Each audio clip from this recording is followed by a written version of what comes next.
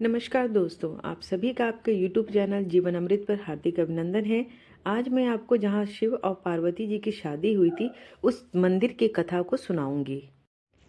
महाशिवरात्रि का पर्व भगवान शिव और माता पार्वती के विवाह के उपलक्ष्य में आज देश भर में धूमधाम से मनाया जा रहा है।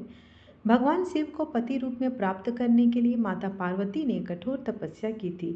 शिव जी ने तपस्या से प्रसन्न होकर फाल्गुन मास के कृष्ण पक्ष की चतुर्थी के दिन माता पार्वती के साथ विवाह किया था। बताया जाता है कि माता पार्वती ने जहाँ तपस्या की थी वह स्थान आज भी केदारनाथ के पास स्थित गौरी कुंड है और तपस्या पूरी तरह होकर गुप्त काशी में देवी पार्वती ने भगवान शिव के सामने विवाह का प्रस्ताव रखा, जिसे भगवान शिव ने स्वीकार कर लिया था। लेकिन क्या आपको पता है कि शिव पार्वती का विवाह कहाँ हुआ था और अब वह स्थान कैसा दिखता है? तो आइए मैं आपको उस स्थान के बारे में बताती हूँ और वहाँ से जुड़ी रोचक जानकारी भी देती हूँ। महादेव ने जब माता पार्वती के साथ विवाह के प्रस्ताव को स्वीकार कर लिया था, तब माता के पिता हिमालय ने विवाह की तैयारियां जोरों शोरों से शुरू कर दी थी। उनकी शादी उत्तराखंड के रुद्रप्रयाग जिले में हुई, जहां भगवान शिव और माता पार्वती का विवाह हुआ था। वह स्थान आज रुद्रप्रयाग के गांव त्रियुगी नारायण के नाम से जाना जाता है। बताया जाता है कि इस गांव में दोनों का विवाह संपन्न हुआ था और तब जब यह हिमवत की राजधानी होती थी। युगी नारायण में हर साल देश भर से कई लोग संतान प्राप्ति के लिए यहाँ दर्शन करने आते हैं और हर साल सितंबर के माह में बावन द्वादशी की शुभ तिथि पर यहाँ मेले का बहुत बड़ा आयोजन भी किया जाता है। त्रियुगी नारायण में भगवान विष्णु और माता लक्ष्मी का मंदिर है, जिसको शिव पार्वती के विवाह स्थल के रूप में बताया जाता है। इस मंदिर के प्रांगण में कई ऐसी अद्भुत चीज़ें हैं जो दर्शाती हैं कि यह शिव पार्वती के विवाह का प्रतीक है।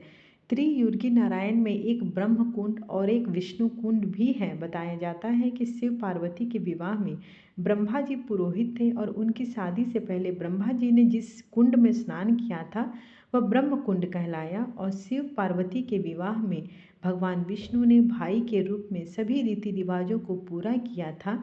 शादी से पहले जहाँ विष्णु जी ने स्नान किया था वह विष्णु कुंड कहलाया। इसके बाद उन्होंने विवाह संस्कार में भाग लिया था। त्रियुगी नारायण में ब्रह्म कुंड और विष्णु कुंड के अलावा रुद्र कुंड भी है। बताया जाता है कि सभी देवताओं ने भगवान शिव और माता पार्वती के विवाह में शामिल हुए थे। विवाह संस्कार में शामिल होने से पहले सभी देवी देवताओं ने जिस कुंड में स्नान किया था वह रुद्र कुंड कहलाता है। मान्यता है कि इस कुंड को जल का स्रोत सरस्वती कुंड से आता है। जब भक्त यहाँ दर्शन के लिए आते हैं तब इन कुंड में स्नान करके सभी देवताओं का आशीर्वाद लेते हैं। मंदिर के प्रांगण में जहाँ भगवान शिव और माता पार्वती का विवाह हुआ था वहाँ आज भी अग्नि जलती रहती है। बताया जाता है कि तीनों युगों से यह अखंड जल रही है। इसे त्रियुगी नारायण मंदिर की अखंड धुनी भी कहा जाता है। इसी अग्नि के चारों ओर भगवान शिव और माता पार्वती ने 7 फेरे लिए थे। कई लोग अग्निकुंड की राख को घर ले जाते हैं और बताया जाता है कि राख को हमेशा साथ में रखने से वैवाहिक जीवन में परेशानियां नहीं आती है। त्रियुगी मंदिर में भगवान शिव और माता पार्वती विवाह के दौरान जिस स्थान पर बैठे थे वह भी दिखाया गया है। इसी स्थान पर ब्रह्मा जी ने शिव पार्वती का विवाह संपन्न कराया था। ब्रह्मा जी ने शिव पार्वती का विवाह संपन्न कराया और बताया कि भगवान शिव को विवाह में एक गाय भी मिली थी। जो मंदिर में स्तंभ है वहाँ यह गाय बांधी गई थी। इस स्तंभ को आज भी संजो कर रखा गया है। मंदिर से कुछ ही दूरी पर गौर कुंड है। बताया जाता है कि यहाँ पर माता पार्वती ने कठोर तपस्या की थी। गौरी कुंड का पानी सर्दियों में भी हमेशा गर्म रहता है। आइए अब आपको भगवान शिव और देवी पार्वती से जुड़ी एक पौराणिक कथा सुनाते हैं। पौराणिक मान्यताओं के अनुसार जब प्रजापति दक्ष ने अपनी पुत्री सती व महादेव को यज्ञ में आमंत्रित नहीं किया तो सती ने हवन कुंड में अपने प्राण त्याग दिए, जिससे शिव बहुत क्रोधित हो गए और वह राजा दक्ष का सिर काट कर तांडव करने लगे। जब बहुत समय तक सभी देवताओं ने शिव से प्रार्थना की तो शिव ने दक्ष के शरीर पर बकरी का सिर लगाकर जीवन दान दिया और इसके बाद शिव समाधि में लीन हो गए। उसी बीच भगवान ब्रह्मा के वरदान से ताड़केश्वर राक्षस ने तीनों लोक को जीत लिया। उसे वरदान था कि उसकी मृत्यु केवल शिव पुत्र के हाथों ही होगी। महादेव समाधि में लीन थे और हिमवंत क्षेत्र के राजा हिमावत के घर माता सती पार्वती के रूप में जन्म ले चुकी थी। जैसे जैसे समय बीतता गया, पार्वती को शिव से प्रेम हुआ तो वह शिव की तपस्या में लीन हो गई। बहुत समय तक तपस्या करने के बाद शिव पार्वती की तपस्या से प्रसन्न हुए और उन्हें दर्शन दिए।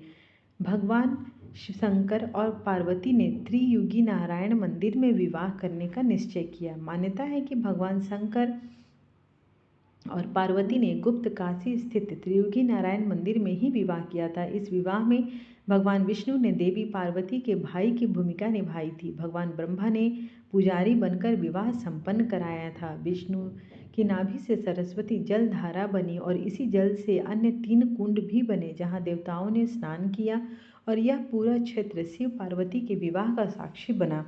फिर कार्तिकेय का जन्म हुआ और ताड़कासुर का वध हुआ और तीनों लोग ताड़कासुर के अत्याचारों से मुक्त हुआ। मंदिर से जुड़ी कुछ मान्यताएं भी है कि मंदिर के प्रांगण में स्थित अग्नि कुंड है जहां शिव पार्वती परिणय सूत्र में बंधे थे। उस अग्नि कुंड में वर्षों से ज्वाला जलाई जाती है और साथ ही यह भी कहा जाता है कि जो भी व्यक्ति इस ज्वाला को प्रज्वलित करता है और उसकी राख को अपने पास रखता है, उसके वैवाहिक जीवन में सुख समृद्धि बनी रहती है। मंदिर प्रांगण में स्थित कुंड के पानी से जो भी महिला स्नान करती है तो उसे बांझपन की समस्या से भी मुक्ति मिलती है। आप सभी भक्तजनों को अगर आज की जानकारी अच्छी लगी हो तो प्लीज़ लाइक करें, शेयर करें, सब्सक्राइब करना बिल्कुल ना भूलें, क्योंकि जल्द ही मैं इस पर देवी महात्म्य की जो कथा है उसे अपलोड करूँगी। Thank you.